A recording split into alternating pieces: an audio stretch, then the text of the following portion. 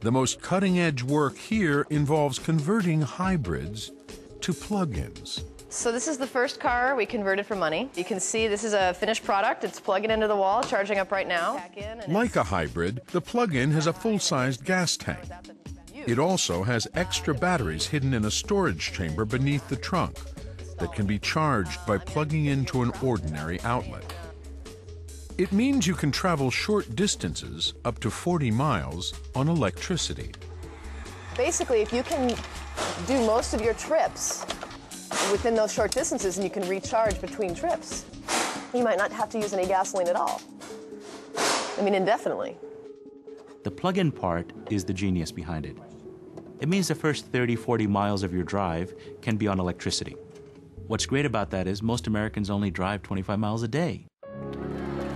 GM, Ford, Toyota, and other manufacturers have all announced plans to produce these cars of the future. This has an 80-mile range. Ed Begley has an all-electric car that plugs in. Charge it by just plugging this in here. And at Google, they have a fleet of 10 plug-ins. They are the centerpiece of a vision of the future that really is revolutionary.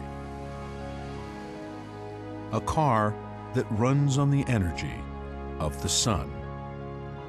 Google has solar panels on top of one of its parking lots. The cars charge up while employees are at work. Southern California Edison is testing a similar setup. And if the sun's not shining, well, in California, the wind still blows at night. I think the end game for energy is a convergence of automobiles and electricity, these true magnificent but dinosauric industries that have been apart since the days of Henry Ford and Thomas Edison. And the key technology bringing them together is the electric car, that is the plug-in hybrid electrified vehicle.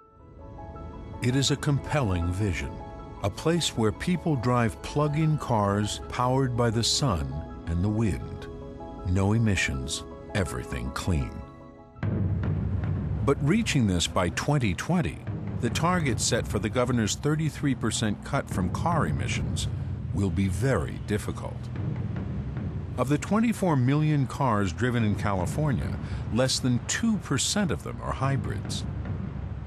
By 2020, he would need millions of hybrids on the road, or millions of plug-ins.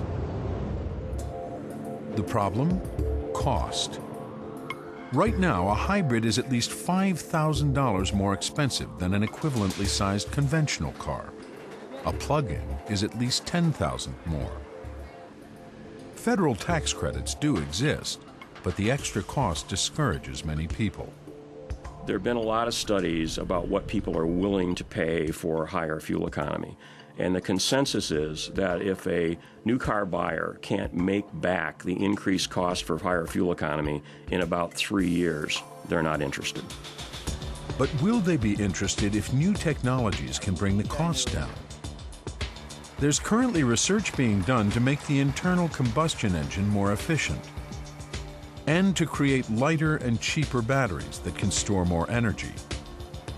Innovations like these ultimately will reduce CO2 emissions and costs. Let's work together with the think tanks, with the universities, with the scientists and everyone. Let's figure out the new technology, because I always say that technology will save the environment. But technology alone isn't enough. Historically, it's regulation, like the new auto emission standards California is proposing, that will achieve real reductions. One more car destroyed. As long as the lawyers and the lobbyists are part of this, progress isn't going to be made. As soon as both sides of the aisle, the Republicans and the Democrats, say it's going to happen, it's then assigned to the engineers, and then progress is made. So this is the full extent of the governor's gamble. Of all the AB 32 initiatives, reducing CO2 emissions from cars presents the greatest challenge, and perhaps the greatest opportunity.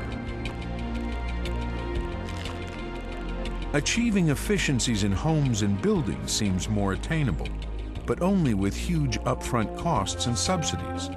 California is already moving forward and investing heavily in that direction.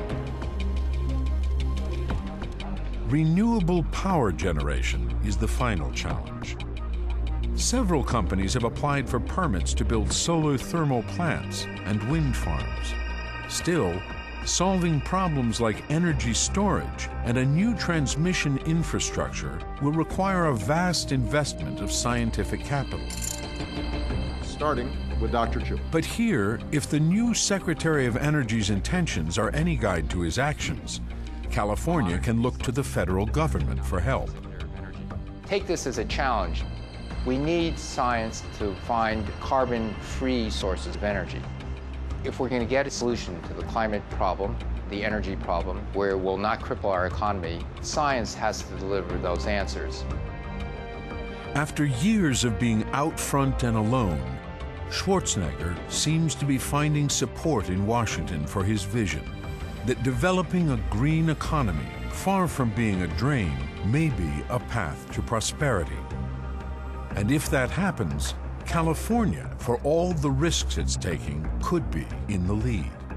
So California is willing now to go out in front. There's some short-term costs, but the long-term payoff is going to be tremendous for California and for all Californians. Whether the promise of the green economy materializes, whether the costs and benefits balance out for most people, there's one important question. In the face of climate change, do we have a choice? California is going to get things wrong, but here's the real lesson of California. We must continue to provide the prosperity for our people in a lifestyle that Americans have come to expect, but at the same time, we also must tackle climate change, because not doing anything is also a choice. And left unchecked, no one knows for sure what the ultimate cost of climate change may be. I don't think that the rest of the country has time to wait and to see if we are successful. This country has no more time.